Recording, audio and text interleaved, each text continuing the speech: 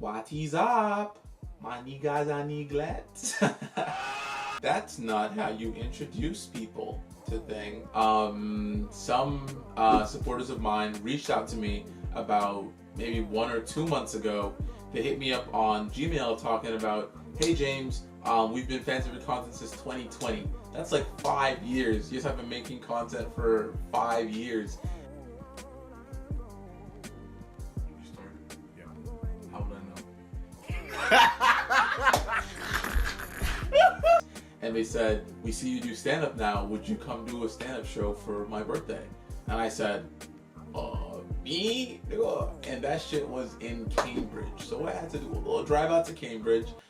They were super nice. Yeah. So shout out to you guys for letting me come out. And here is some of the stand-up. Yeah. Schlatt. Ooh. Wait. Cambridge, how we doing? Great. Cambridge, the city that never sleeps. Yeah. No, how many of you knew I was going to be here today? Nice. Has anybody seen me on like social media or anything before, ever? No. Okay, cool. This is going to be so awesome. So before I start, I want to read like a thank you note that I wrote in Spanish. Oh, wow. Oh my gosh. Mia, let's see. My mom is ready to hear it. Obviously. I don't know. No sabemos. Gracias.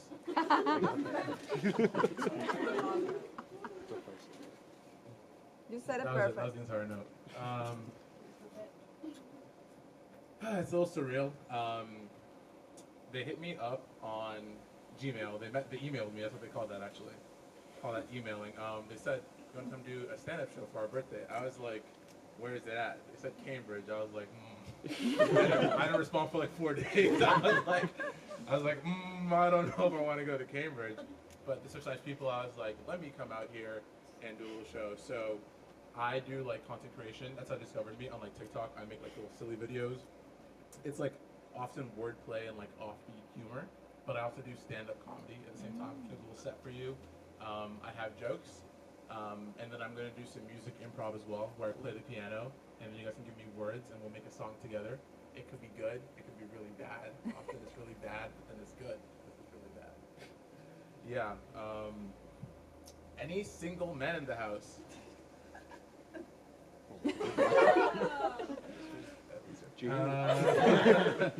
Any single ladies in the house?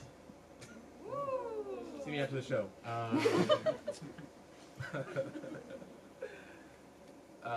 You in the front, are you a boobs or a butt guy? Definitely a butt. A butt guy? 100%. Alright, do you want to know what kind of guy I am? Personality. Come on, Jared. Not like you pervert. Pervert. My mom recently got her hands on advanced technology. She sent me an Instagram reel, and it was saying the best time to get married is in your early 20s. That's not even a joke, but I thought it was funny. And I was like, Mom, me getting married in my 20s is like, imagine if LeBron was out of the NBA in like season 2, you know what I'm saying? I'm LeBron here. I'm LeBron in this metaphor, by the way. Okay, if you didn't get that, maybe we watch Gossip Girl.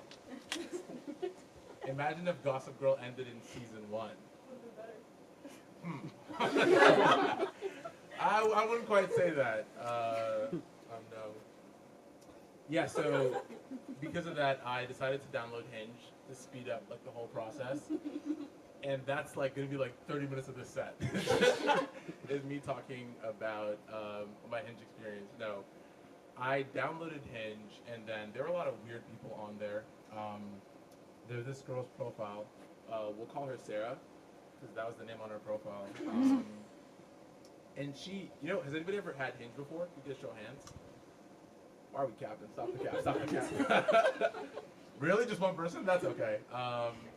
So Hinge gives you 3 prompts when you make an account to describe like what kind of person you are. And Sarah put like as one of her prompts to describe herself was, I hate rap music. Don't tell me rap music is good. I really hate rap music. And I was like, that's kind of a waste of a prompt. Because Hinge has a setting where it lets you filter a race for free. So I was like, there's no need for you to be doing all of that. There's no need for you to be doing all of that. You guys know when you answer a question in math, but you didn't show your work? Yeah. But you get it correct? Yeah, sure. That's how I feel when a security guard catches me stealing a Choppers. Just like, oh, that's. I did not do that, and I was not doing that. That's how I feel when I get caught stealing at Choppers. Because it's like, yeah, you were right, but how did you know? Tell me really, how did you know? No, but I was even more flabbergasted because I know we're in an economic question for sure, because the security guard who stopped me was white. And I was like, whoa! I read his name tag. I was like, Dave, what's going on, man? What's going on? You know, I gave him my LinkedIn, and I was like, we're going to get you something better, man. We can't have you out here doing this security job. You know, like, when I said BLM, I didn't mean this much. Like, oh my God, you know. No, I gave him a 20 from my pocket. I was like, Dave, you should not be working here right now. And then he still reported me to the police. No, but yeah, I think that shoppers will stop caring about security at their stores because they're just hiring anyone to be security guards these days. Walked into my local Shoppers, and the security guard was a 4'11" Indian woman, and I was like, if anything, this incentivizes me to steal a bit more, actually. I did not.